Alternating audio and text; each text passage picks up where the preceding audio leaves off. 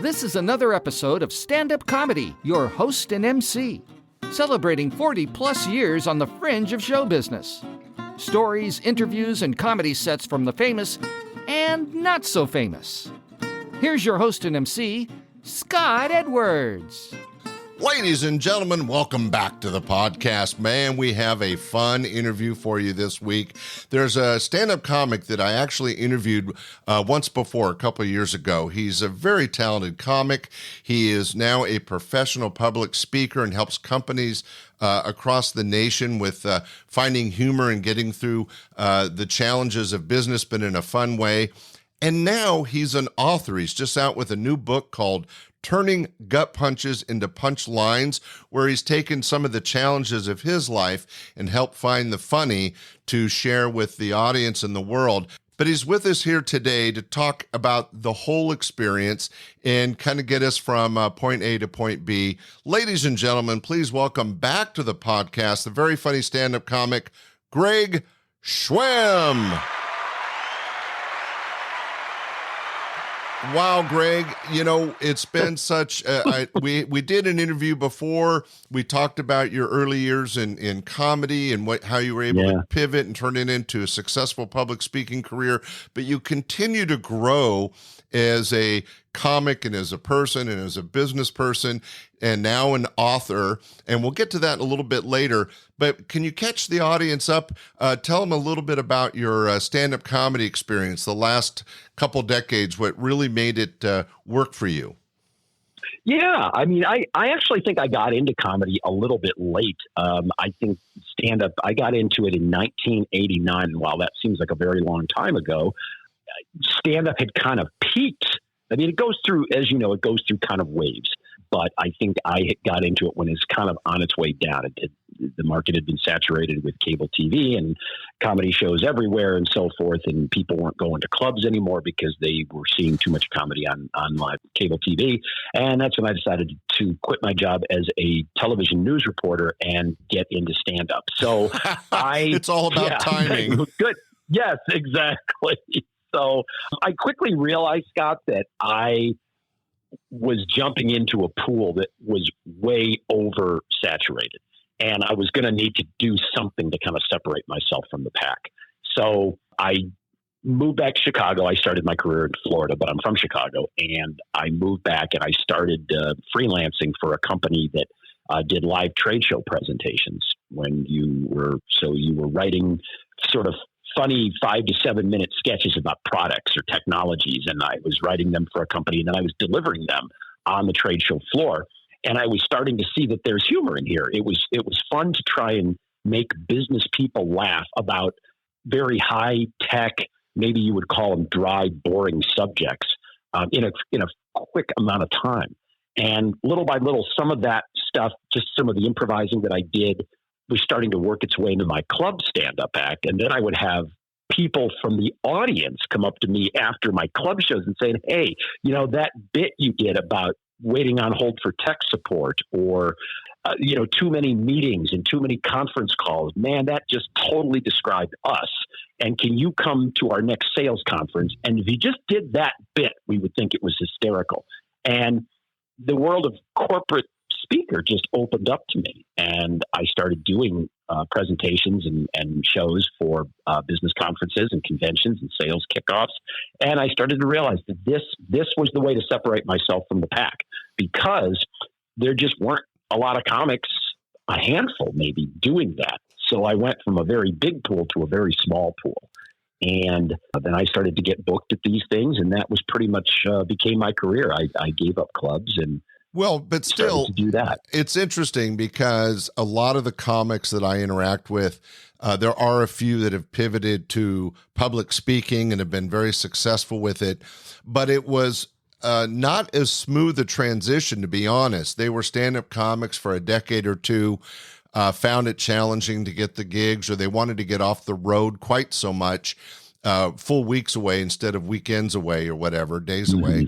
And so they kind of forced themselves or moved themselves into public speaking and supporting the business world. For you, it seemed like a much more natural transition. And I think you give a great example of what happened in the industry and going from that huge pool of stand-up comedy talent in the late 80s and early 90s and finding yourself in the much more small pond of humorous public speakers for business was really, and it doesn't sound like you actually planned it. It kind of happened for you, but what a smart way to move your career in a way that it was more sustainable.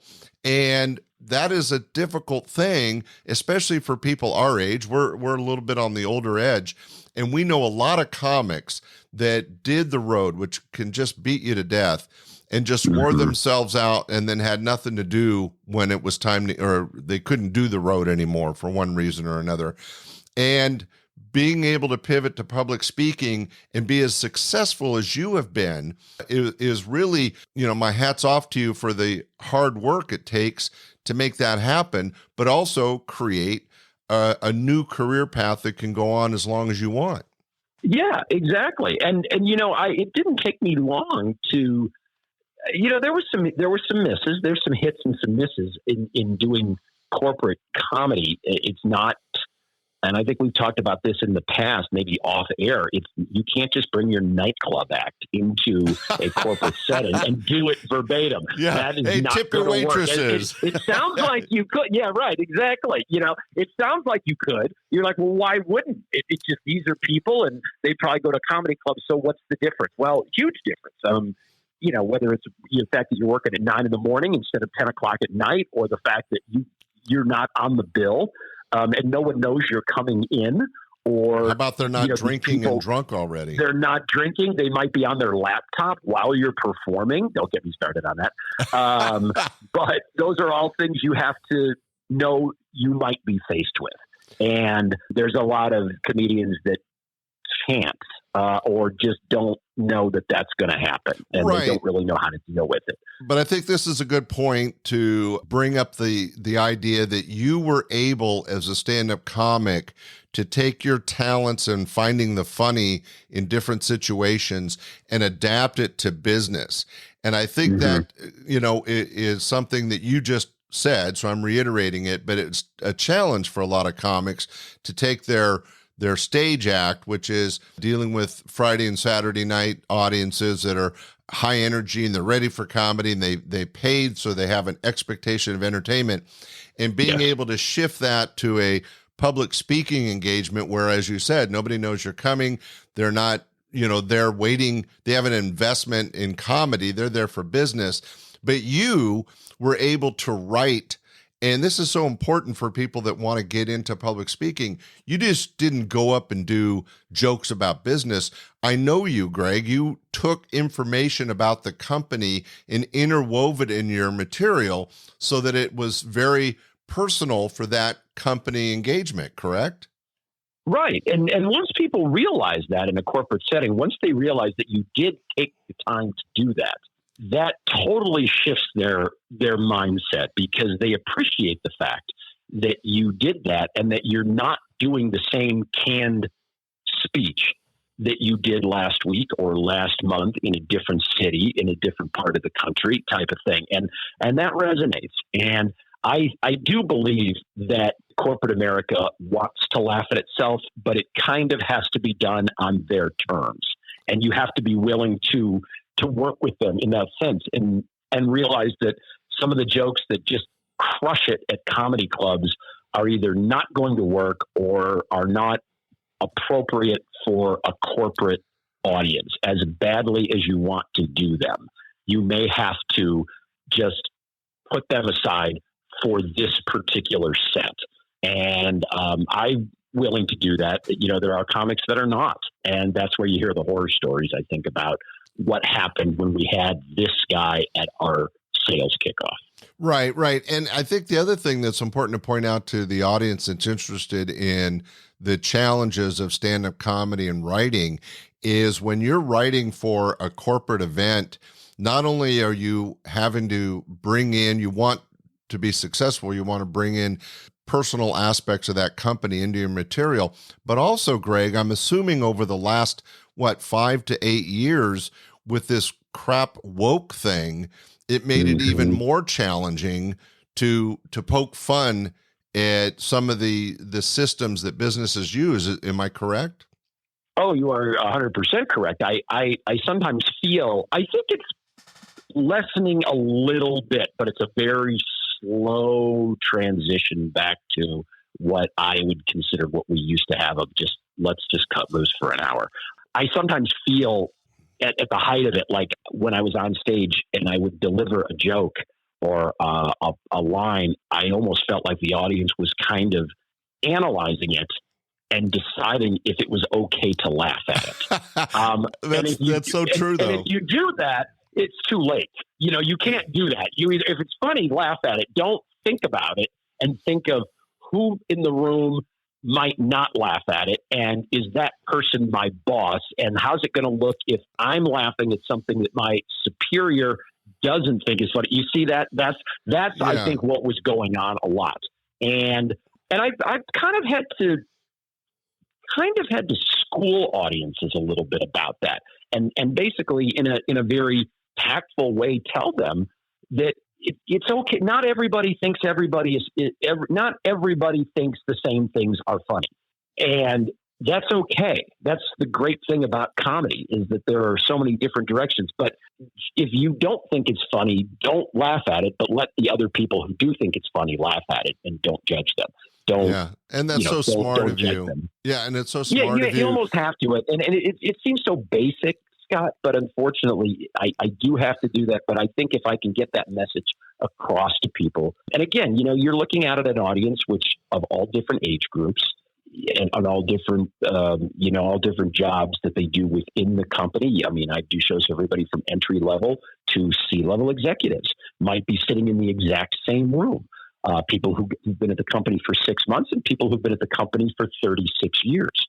And obviously they're going to have a very different approach to what they think is funny about themselves. Yeah, but the elephant in the room is, what can you laugh at and what can't you? And by being the smart presenter and public speaker that you are, I think it's wise that you kind of attack that in a corporate way right up front, to try to let everybody kind of go, oh, okay, I can laugh. I can be myself. Right. I don't have to be so alert of what's going on. I think that's impressive. Now, what are some of the things that are kind of commonality in these business talks that you do that you can poke fun at? I'm assuming, like you said, people trying to communicate while they have a laptop in front of them, or the people doing butt impressions on the copier. I mean, what kind of things can you bring up on a regular basis that seems to work across the board?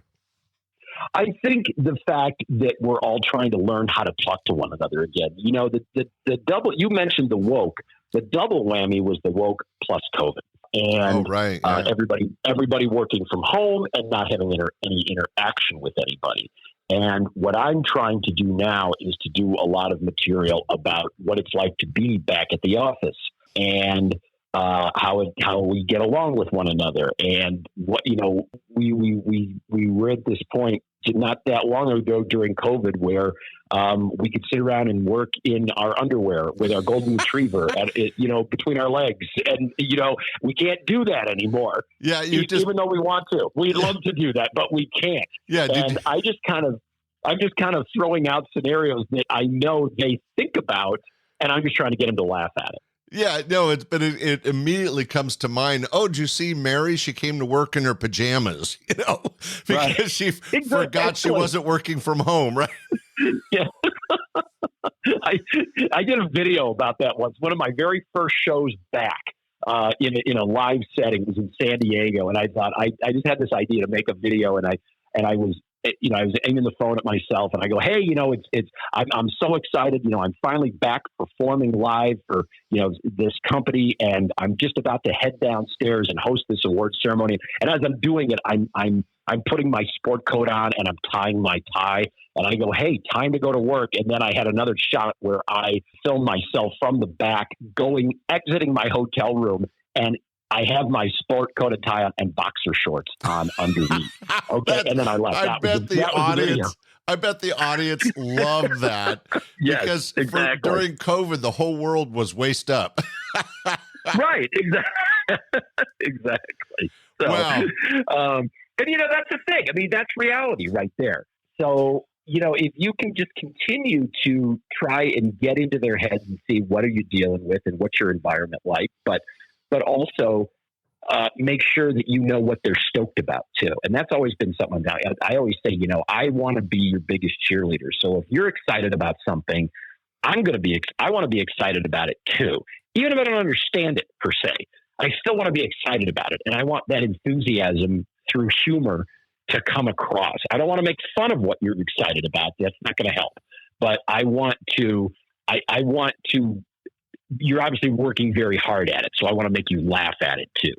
Does that make sense?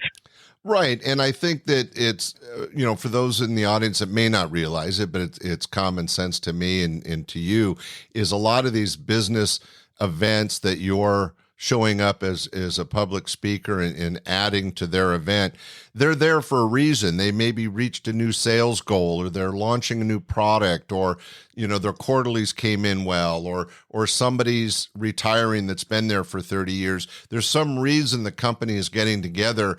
And if you tie that into your presentation, as you said, you're a cheerleader. You're part of the energy and excitement that brought them all together. And I think that's one of the reasons you're so successful, is that you're able to read the room, as they say, and bring to them what they're looking for. And that's an excitement about whatever's happening in the company, correct? Yeah, absolutely. And that's my job. It's not my job to tell them how to sell whatever, or it's not my job to tell them what their culture should be. That's up to them. I was hired to make them laugh, and that should be the only thing that I should be focused on. And I think sometimes when speakers stray away from that, particularly ones that are like me, that are brought into an event, and that's what they're supposed to be doing, and they forget that, and they go off on tangents, that never ends well. Right. You have to kind of stay focused. Well, I did want to explain to the audience, the reason I'm having you back on the podcast is that you've already proven yourself as a very successful stand-up comic. You were able to very successfully pivot into public speaking, and you're fairly well known around the country as a top entertaining public speaker for companies and corporate. And if anyone's interested, all you have to do is go to gregschwem.com and you can book him for an upcoming event for your company or business, gregschwem.com. But the other reason that I had you back on the podcast, Greg, is that you've done something a little unusual. I know a number of comics that have done this, but it's less than a dozen. You've now become an author and written a book about some of your life's experiences. Ladies and gentlemen, the new book is called Turning Gut Punches into Punchlines. Now, I know what's going on, but Greg, can you explain to the audience what's gone on in your life and how this book came about? Yeah, well, the subtitle of the book, you mentioned the title, Turning Gut Punches into Punchlines. The subtitle, which is also on the cover, is A Comedian's Journey Through Cancer, Divorce, and Other Hilarious Stuff. Okay, so that, you hear that, you're like, okay, other than that, how was the play, Mrs. Lincoln, right? But but that tells you what has been going on in my life, and this took place very recently. So my marriage ended after 29 years. And then as I was dealing with that, I received a colon cancer diagnosis. So that's two really unfunny topics, even though comedians do joke about divorce a lot on stage. And it makes sense because we always want to talk about topics that an audience can relate to. And it's been estimated that 50% of marriages end in divorce. So right there, you have a fairly captive audience. Cancer, a little bit different. But I thought, the more I started dealing with these things, I was writing things down kind of for my own. It was very therapeutic for me to try and find humor in this. I mean, comedians, we're always looking for funny. That's just the way our minds work, Scott. You know that. We're always looking at things a little bit differently and comedically. And I didn't see any reason to stop looking at things comedically. I don't think a speed bump in your life should force you to give up something that you've loved doing for 30 years. And I just started writing things down. And once I got a clean bill of health, I had surgery, and they removed everything, and there was nothing left. And once I found that out, I thought, well, now I've kind of been given a new lease a little bit, and my creative juices started flowing even more. And I thought, there's something here. There's a book here, because the cancer was one thing. When you get divorced after 29 years, you have to reinvent yourself. All of a sudden, everything is kind of new to you. You have to start a new life. You have to, move out on your own, which you haven't done.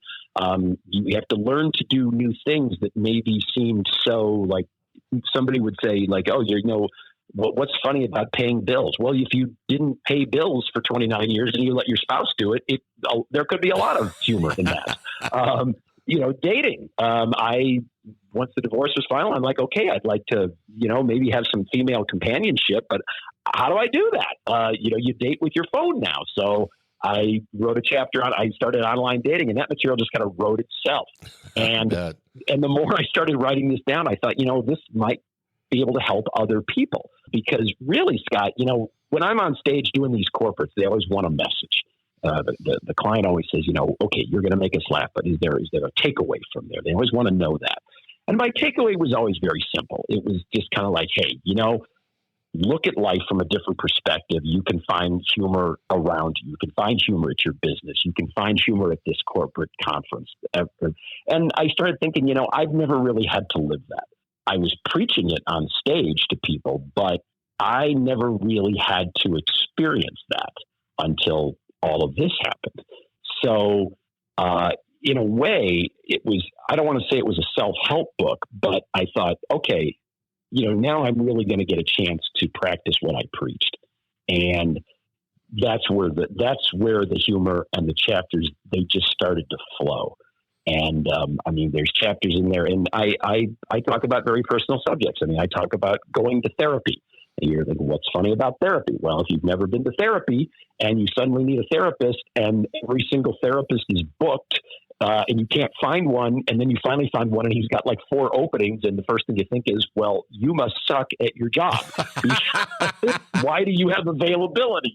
That's the way a comedian's mind works. I started to do some gig work, not because I necessarily needed the money, but I thought this would be a great way to interact with people, because I'd lost a lot of friends as a result of my divorce. Now you can sit there and go, oh, woe is me, I don't have the friends that I used to anymore. Or you could say, so how am I going to replace that? How am I going to, the conversations that I no longer have with my friends, who am I going to have those conversations with? So I started driving for Uber. I did that for a year, and it was great. Oh, wow. I didn't know that. Yeah, I did. And as I said, not for the money. I was doing just fine. It's for the humanity. Basically, yeah. And, I met just hundreds of people, all with stories to tell. And one of the things I say in the book is that I said, sometimes it's good to be the least interesting person in the room, because That's true. You learn so much about people. Comics, we're used to being the most interesting person. We walk into a room, and if everybody says what they do for a living and you say you're a comedian, boom. No one's, very rarely is somebody going to top that. It's kind of like the Brian Regan, I walked on the moon bit, Well, your listeners can definitely Google that one. Well, a couple things. First off, we're all so happy that you got through the colon cancer and came out clean. Ladies and gentlemen, this is for Greg, because we're so happy for you, and God bless on that recovery. But also, I think it's so great that not only through these challenges in life, divorce is hard, cancer is hard, doing them both together is incredible. And the fact that you were able to write down things as you're going through it and kind of finding the funny, but more importantly, Greg, is that you were able to package that and share it with the world through this new book, Turning Gut Punches into Punchlines, and giving people out there that are going through similar challenges, or maybe they know somebody that's going through a challenge, helping them find the funny, find a way through the tragedy in life with comedy. And I think that's so important. Thank you so much for doing that. Yeah. And, you think about that's kind of what we do. That is what, people, I hope that people who, maybe aren't feeling great about themselves or something. I mean, every time I'm at when I do comedy clubs or something, I'm sure there's some people out there that maybe they came to a club that night because something happened or their dog died, a relative died. They got a diagnosis. They had a fight with their spouse. They lost their job, something. Not everybody who's at a comedy club, I think, comes in happy and, hey, we're happy now. And when we leave, we're going to be happier. There are people who maybe had a really lousy day at work. Yeah, and they need a laugh, right? Yes, they do. And so really, I think even though the material that I wrote down it's not, some comics just take their stand-up act and they just create a book out of it. It's not that. There's a lot of topics and a lot of material in there that I just could not translate to the stage.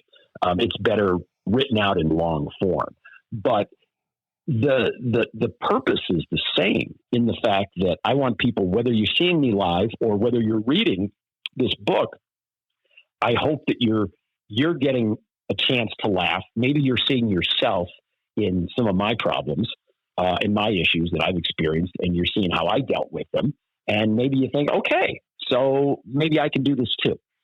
Yeah, and it's so cathartic to be able to think about, discuss, and hear about other people, like you said, when you were a Lyft driver, Uber driver, and being able to exchange that information and the other challenges and the highs and lows of other people. Your book is taking your highs and lows, basically lows, and finding the funny in them and sharing it with people that, I mean, as you mentioned earlier, 50% of the world is divorced and too many of us are dealing with cancer or have family members dealing with cancer.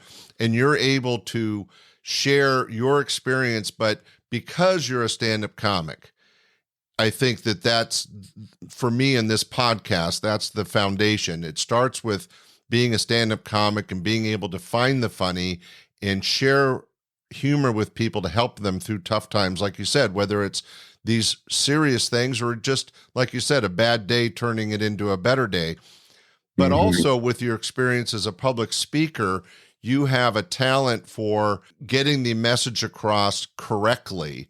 And I think bringing all that together in this book, now the fact that you went through cancer, of course, has highlighted cancer in your life. I know you've done some things last November. You were a supporter of Humor Beats Cancer, which was a great event to bring awareness and raise money to fight cancer. The book is going to be a real support prop for people dealing with difficult situations. And I think that sharing your story is really going to have an impact. And what's interesting, Greg, is that you've already had an impact in other people's lives as a stand-up comic.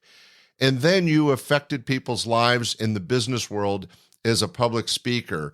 And now the book really gets it more personal and takes really tough challenges that we've all had to deal with, as I mentioned earlier, in humanity, and helps people through it by finding the funny. And I just want to thank you for the world for taking the time to put your story down and bring it to everybody through this book, Turning Gut Punches into Punchlines. I know it's available in most bookstores and on Amazon. Anywhere else you think would be good for them to find this? Well, sometimes people have purchased the book. I've done book signings after shows, and they said, I'm going to give this to somebody who is battling cancer or just went through a divorce. Can you sign it to that person? And of course, and I will tell people, if you would like a personalized message, either for you or for somebody, if you just go to gregschwem.com and shoot me a message, there's a link to my email. Shoot me a message. Let me know what it's about and send me your address. I'll be more than happy to personalize the message any way you want. Because I think sometimes people, when they do get a book and they see their name and a message from the guy who wrote it, I think that means a lot to people. Well, that means so much to people because, again, it makes it so personal in dealing with these personal tragedies.